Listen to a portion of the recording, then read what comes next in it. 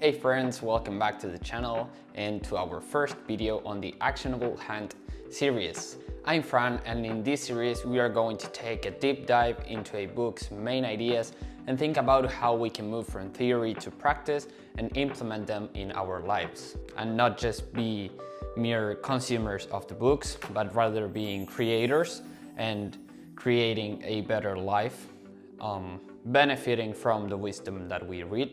Per book, I'm going to cover the 5 main ideas that had the greatest impact on my life, and I will also share additional ideas in social media and my newsletter. So with that said, let's jump into the very first book we are covering, The Art of Impossible by Steven Kotler. Steven Kotler is one of the world's leading experts on peak performance and human potential. And in The Art of Impossible, he shares the secret of top performers in various fields and provides practical advice for unlocking our full potential. I highly recommend the book, and these are the ideas we are exploring today. Now let's go with idea number 1, optimizing our biology versus going with the current. Now, to achieve peak performance, we must first understand what it is all about, and Steven argues that at the end of the day, it's about optimizing our biology to work for us rather than against us. According to him, personality doesn't scale, but biology does, and this means that although some things work for some people and not for others, we all share the same human biology, and what helps us optimize it will work for every one of us. Now, we all have the potential of peak performance. Like, as I said in the previous video, the human potential, it's already within us, right? We just need to activate it. And how do we go about actually doing that? Well, by dominating our fundamentals, right? How we eat, move, sleep, how we focus, how we breathe. Now, if we want to perform better than 99% of the people, we need to do things differently. And this is where we can gain a huge advantage. It is no measure of health to be well adjusted to a profoundly sick society. If you want to see how tall a building is going to be, you just need to take a look at how deep they are digging its foundations. And it is the same with us. Our foundations, it's our human biology, our human nature, what drives the whole show, right? At the end of the day, psychology is driven by our physiology. I invite you to think about what's the one thing you could start doing that will have the greatest impact in your biology. You know, pause the video, write it down, and think about what's the one thing you could stop doing that will have the greatest impact in your biology. Pause the video, write it down, and get on that. Number 2, stack intrinsic drivers. Now, I have to mention the following ideas are much more straightforward, but we are taking some time with this one. One of the main tools that Steven provides for increasing our motivation, which is what gets us in the game of peak performance, is stacking intrinsic drivers. These drivers are curiosity, passion, purpose, autonomy, and mastery. We'll define each just really quickly. Curiosity relates to our genuine interest, and it's the spark that ignites the journey, right? Honoring these interests, we start exploring them, not only in theory, but also in practice, remembering that we discover by doing, not by merely thinking. This is really important. Eventually, we discover what we are passionate about, that field or activity that not only interests us, but has that distinct feeling, much more intense and lasting fire within us. Now, once we find that passion, we must make it about something bigger than ourselves so that we can turn that passion into a purpose.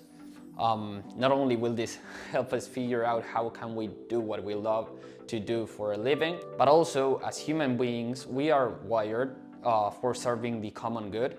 And suddenly when your work is about something bigger than you, when your work is important not only for you, but for others as well, motivation just skyrockets. Now we then have to combine this purpose with autonomy and mastery, right? This is what it's all about, purpose, autonomy, and mastery. Autonomy is the freedom, especially of time, to pursue that purpose, but also to set our own goals and work on what we think is truly important. And then mastery is the desire to get better at our craft continually, right? And looking back at my own life, I found all of this to be extremely true, even before having the knowledge of this book. That's why I love this idea so much. I found that following my curiosity and my genuine interests, it's truly crucial.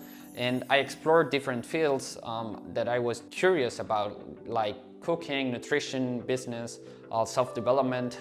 And I not only got interested in, for instance, learning how to cook, but I also started doing caterings and selling food on the weekends. Again, I not only got interested in business, but I got into the university, studied economics, and I tried all these things. I explored, I experimented. You know, as I was just deciding where to go with my life after finishing school, the fire that endured the most within me was the one of self-development and optimal living as a whole. And well, that's why I am here today, right? But well, this process requires patience, requires persistence, and also reflection, right? It's not about only action, but then reflecting on, well, with that information that I have, what do I love to do, what can I be great at, and how can I make it about something bigger than myself, right? Which is the next step. Now, finally, we have autonomy and mastery. So we have to say no to lots of opportunities, to say yes to that purpose, right, that we have. And then we have mastery. What I did was, well, if I want to become the best coach, the best creator that I can possibly be, what are the skills that I would need to master, right? But well, coming back at you, how can you optimize your intrinsic drivers, right? Just a bit. Now, you don't have to change your entire life. You just start small. How can you get a bit more curiosity, a bit more exploration in your life, right? Maybe by reading or learning how to do something. How can you make your daily activities about something bigger than yourself? Maybe just by making the connection of how the work you are already doing, it's impacting lots of people, and just be aware of that. Now, how can you get more in control of your time? And maybe it can be by tracking it, right? Tracking your time and shining a light on the blocks of time you have control over. One skill would you like to develop and get better at? Now, with all of these questions, just grab the one that resonated with you the most and think about it. Now let's go with number 3. Peak performance is a checklist. This idea is extremely simple as opposed to the previous one, but it is a must to entering the flow state, which we are going to talk about next. Now, having a clear goals list for the day, the famous to-do list, but with the actions ordered by when you are going to do them, and making sure that you start each task with a verb, right? And it has to be clear. So instead of writing, the Art of Impossible, I would write the first draft of the Art of Impossible script, right? So how can you optimize your daily clear goal list? Do you even have one? If not, get on that. Number 4, the habit of ferocity. I love this idea so much.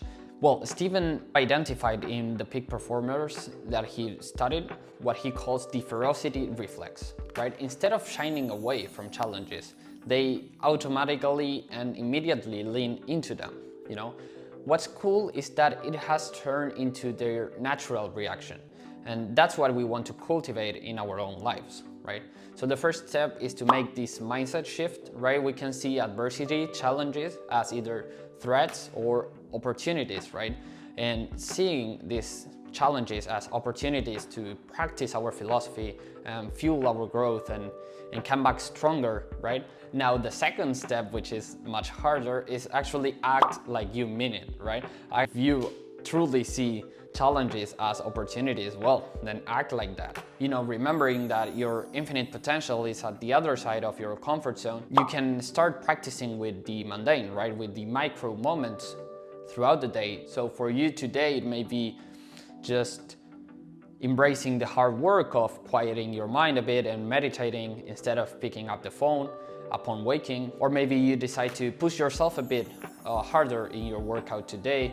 And when that voice of laziness comes to your head and says, well, I could leave the gym without doing this set, maybe just saying, well, thank you, this is an opportunity for me to practice this philosophy, and just go and crush that last set that you have.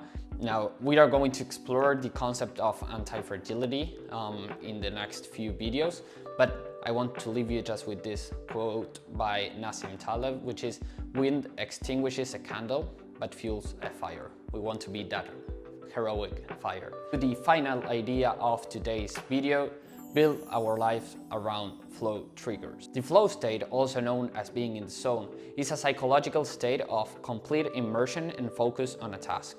It is the biological state of peak performance. Now, what's really cool about this state is that it supercharges every other cognitive ability we have to the extreme. For instance, we have a 230% increase in learning and a 500 increase in productivity. Now, these are the main flow triggers, which are the things that are going to, as we said, trigger the flow state in you. Now, the challenge skills balance is the number one, and it's the most important. You want to engage in tasks where the challenge is slightly beyond your current skill level. And again, think about 4% beyond your comfort zone. Too difficult and you'll feel anxious, and too easy and it will be boring. Then we have intrinsic drivers. The great thing is that you already did this, right? Curiosity, novelty, purpose, autonomy, mastery, all of that enhances your ability to get into flow. Then we have clear goals. Again, you already done this. We have to set specific and clear goals for each task and ensure you understand the steps to achieve them before you actually get into the task itself, right? You have to have a plan before you get into the activity. You don't have to waste even a single brain cell thinking about what you need to do. You have to focus ruthlessly on what's important now and what you already know you should be doing. Then we have immediate feedback, right? Seeking opportunities where you can receive immediate feedback on your performance. You can use tools like, self-assessment, peer review, or even maybe coaching. Think about sports and how immediate feedback shows, right? When you play tennis, whether you hit the ball in or out the court immediately, and that gets you into flow. Then we have deep concentration.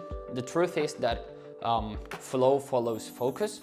You have to set aside blocks of time where you can be deeply focused and avoid distractions. Finally, we have deep embodiment. So incorporating practices such as meditation, mindfulness, physical exercise, all those things that allow your mind and body to recover and get into a good mood, making it easier to enter the flow state.